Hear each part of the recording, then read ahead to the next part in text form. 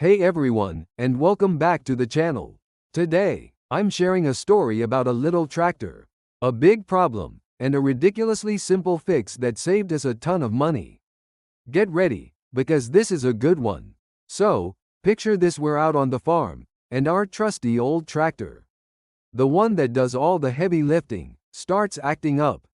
It's sputtering, losing power, and just generally being a grumpy machine. Now, tractors aren't exactly cheap to fix, are they? We're already envisioning dollar signs flying out the window. We called in a mechanic, and after a quick once-over, he tells us the fuel filter is clogged. Okay, simple enough, right? Wrong. Apparently, replacing the fuel filter on this particular tractor meant disassembling half the engine. The quote? A cool $500. Ouch. Now, $500 is a lot of money, especially when you're living the farm life. We started brainstorming. There had to be another way. We did some research, and that's when we stumbled upon a little trick.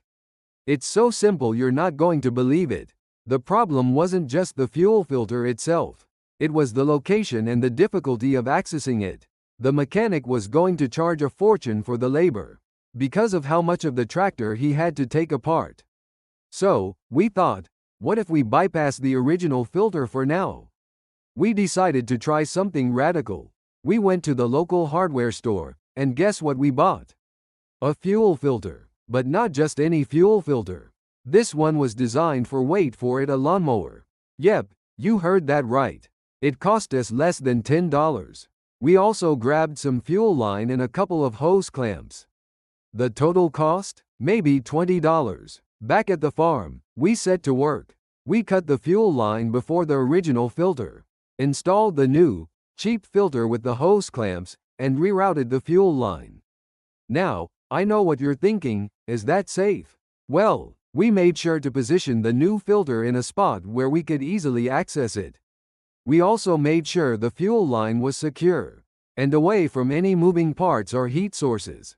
The entire process took us less than an hour, and it was incredibly easy. No complicated tools, no engine disassembly, just a little ingenuity and a willingness to try something new. We fired up the tractor, and it ran like a dream. No sputtering, no loss of power, just smooth, reliable operation.